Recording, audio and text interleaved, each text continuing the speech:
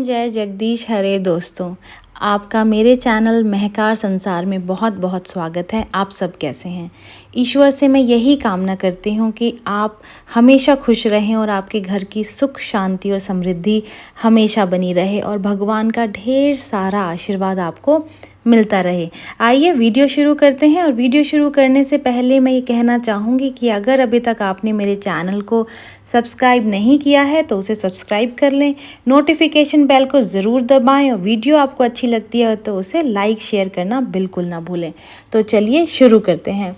दोस्तों, क्या आपको पता है कि अगर पूजा के समय अचानक से ये 7 में से कोई भी एक चीज़ आपके साथ घटित हो जाए तो यह संकेत है कि भगवान आपके आसपास हैं और वो आपकी पूजा से खुश हो चुके हैं और आपकी मनोकामना जो है वो पूर्ण होने वाली है। दोस्तों, तो आप भी इनमें से ज़रूर नोट करेंगे, कोई ना कोई एक ऐसी घटना, ऐसा संकेत आपको भी भगवान ने दिया होगा ज़रूर से, जिससे कि आपको ये पता चल जाएगा कि भगवान आपकी पूजा से प्रसन्न हैं।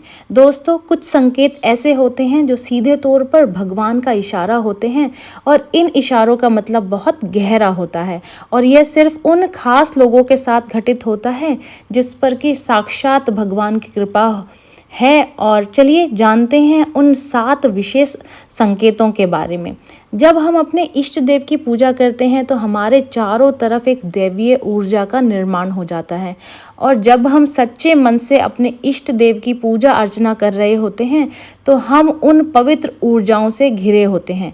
ये ऊर्जा ही होती है जो हमें और हमारे ईश्वर को जोड़ने का एक मार्ग है और अगर यह ऊर्जा आपको सच्ची श्रद्धा से निकलती है तो यह ईश्वरी ऊर्जा से जोड़ने के काम आती है।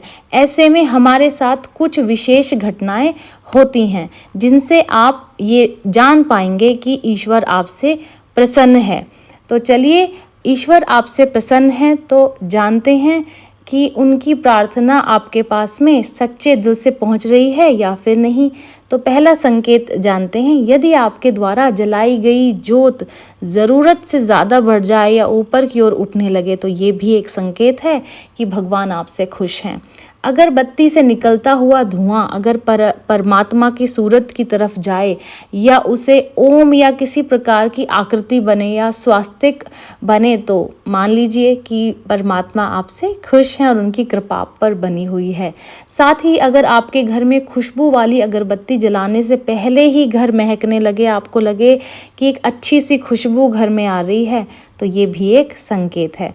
माना जाता है कि अतिथि देवो भव, यानी कि घर आए सभी मेहमान भगवान का रूप होते हैं। लेकिन आपको बता दें कि यदि कोई आने वाला मेहमान आपके घर पूजा या आरती के समय आता है तो उसे परमात्मा का रूप या उनका संदेश रूप में माना जाना चाहिए।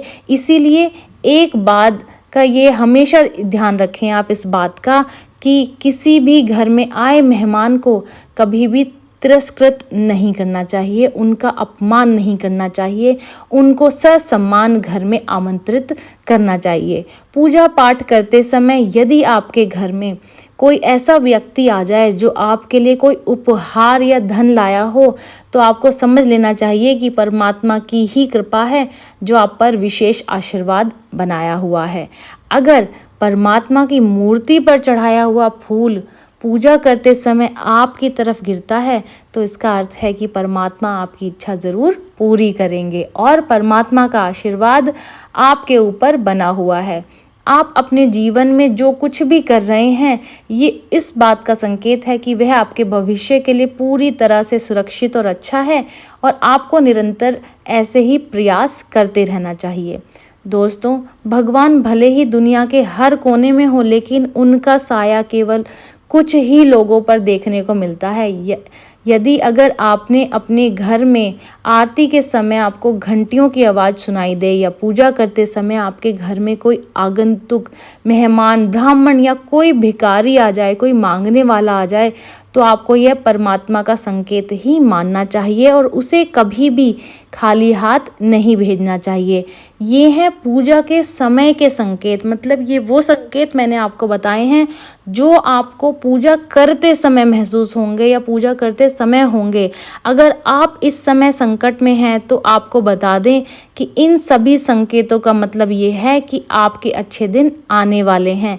इन सभी संकेतों का एक ही अर्थ है कि दिव्य शक्तियाँ आपके साथ हैं और परमात्मा आपसे बेहद खुश है, साथ ही वो आपको कुछ संदेश देना चाह रहे हैं। तो ये जानकारी यहीं तक ही है दोस्तों, और मिलते हैं नई जानकारी के साथ नई वीडियो में। तब तक के लिए जय जगदीश हरे।